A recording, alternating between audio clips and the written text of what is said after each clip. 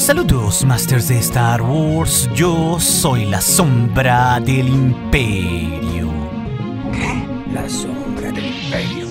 Quizás no todos vimos el momento del estreno de la película de Han Solo, pero con el tiempo hemos descubierto las varias interesantes revelaciones que trae consigo esta cinta en solitario de Star Wars. Pero sin duda el momento más sorprendente de todos es ese final cuando el propio ex Darth Maul se aparece frente a Qi'ra en un holograma a bordo del yate que fue de Dryden Voss, revelándonos que en ese momento de la historia, exactamente en el apogeo de los años del Imperio, él se ha convertido en un poderoso Lord del Crimen controlando Alba Escarlata.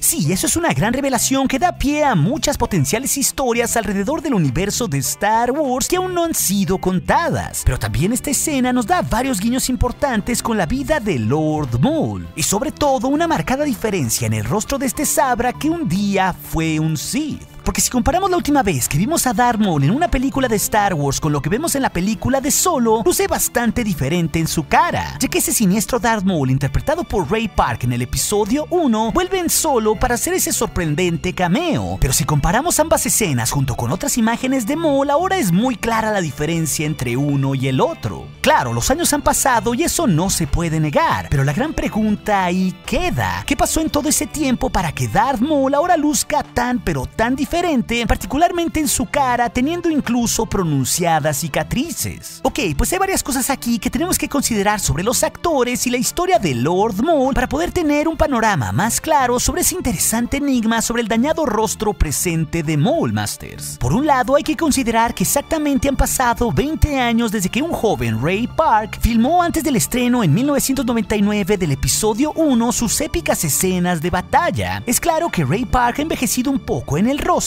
Sin embargo, este actor sigue teniendo una increíble forma física y también se preparó de gran manera para su rol en Solo, aún sabiendo que no tendría escenas de acción. Así que por una parte hace mucho sentido que Maul haya envejecido prácticamente los mismos años que su actor en la vida real, ya que prácticamente esos 20 que pasaron en la vida de Ray Park son prácticamente los mismos 23 que pasaron entre la amenaza fantasma antes de la caída de la República y los eventos de la película de Han Solo, ya ahí con el Imperio dominando la escena.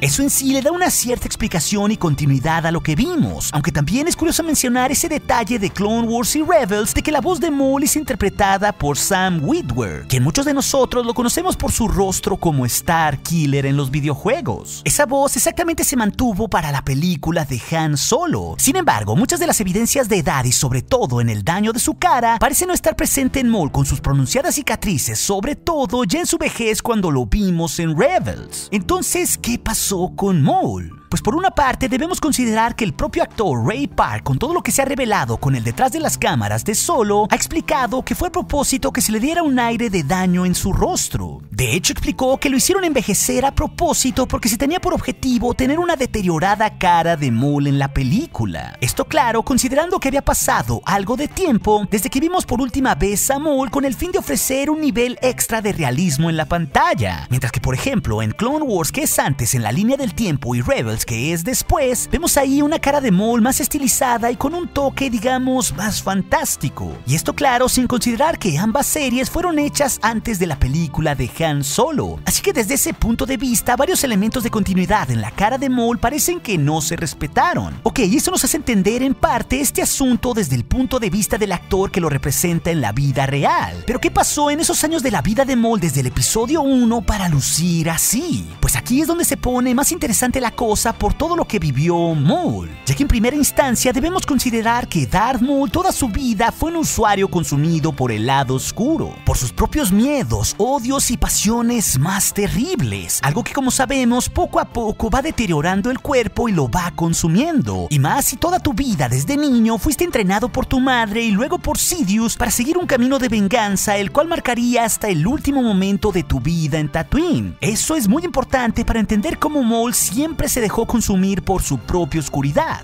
Pero sus daños físicos a lo largo de la historia de Star Wars también son muy pero muy importantes de mencionar, ya que la vez que lo vimos que fue derrotado en el episodio 1 por Obi-Wan Kenobi, Darth Maul no solo fue cercenado en su cintura, perdiendo para siempre sus piernas, sino que también recibió otras heridas, y esto a pesar de ser un usuario en la fuerza que puede soportar caídas profundas, ya que si revisamos esa escena a cámara lenta al momento que Maul es cortado por Kenobi, el Sith comienza a caer y se golpea en múltiples múltiples ocasiones contra la pared. Tiene ahí golpes extremos a la velocidad de su caída y así llegaría al suelo hasta estrellarse con ese depósito de basura donde sería transportado por robots del Palacio de Naboo hasta un tiradero cercano. Eso sin duda sería una experiencia traumática no solo por perder las piernas, sino por ser tratado literalmente como basura y tener múltiples contusiones en todo su cuerpo y sobre todo en su cara.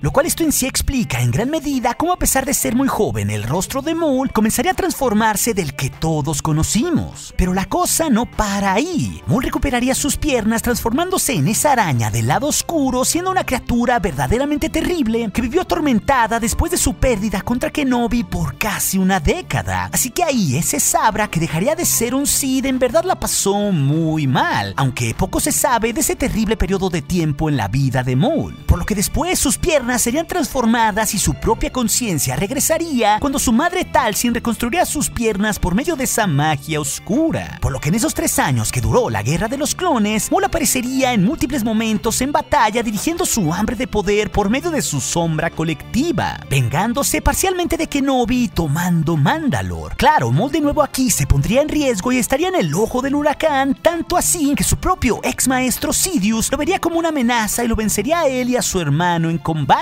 Y ahí vendría otro periodo tormentoso y otro de los terribles daños en la historia de Lord Maul, ya que al ser vencido el Sabrak sería brutalmente torturado por Darth Sidious ahí en Mandalore, tirándole múltiples rayos de la fuerza una y otra vez. Y claramente Maul tendría una cara de terror y la pasaría verdaderamente mal. Así que aquí hay que considerar algo, Masters. La serie de Clone Wars era una serie para niños. Obvio, nos iba a mostrar una deformación terrible en Maul, como lo vimos en películas sumamente oscuras de la saga como el episodio 3, que el propio George Lucas definió que fue la única como no una película para niños. Así que esa tortura sería moderada en Clone Wars, pero sabemos bien que un prolongado uso de los rayos de la fuerza puede provocar serias deformidades y cicatrices, como justo Mace Windu le provocó a Darth Sidious rebotándole sus rayos de la fuerza en el episodio 3. Por lo que esto también explica el rostro más severo y algunas de las marcadas cicatrices que sabemos que tuvo Maul ya en sus años 30.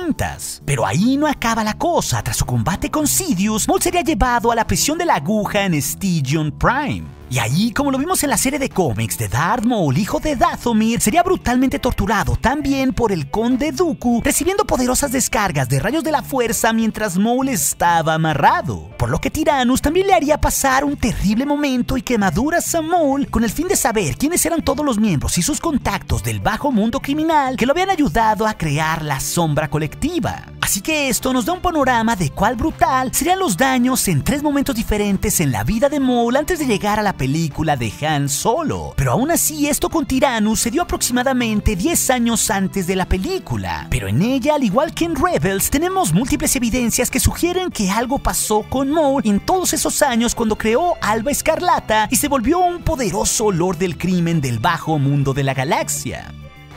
Y eso lo podemos saber porque tanto en Han Solo como en Rebels, Darth Maul tiene un sable rojo doble construido a partir de los restos de un sable giratorio de un inquisidor. Sí, sabemos que los rasgos no se muestran tan dañados en Rebels en la cara de Maul, arruinando un tanto la continuidad. Pero esta de nuevo, al igual que Clone Wars, es una serie para niños, mientras que una película trata de retratar a un extremo de detalle la totalidad de un personaje y que su viva imagen hable por sí sola. Por eso está tan marcada la diferencia del Maul de las películas con el de las series y sobre todo del Darth Maul joven con el Maul viejo, ya que ahí, como vimos en su historia, acumuló múltiples daños, pero también es bastante claro que el emperador de la galaxia lo veía como una amenaza desde la época de las guerras de los clones y entonces lo persiguió.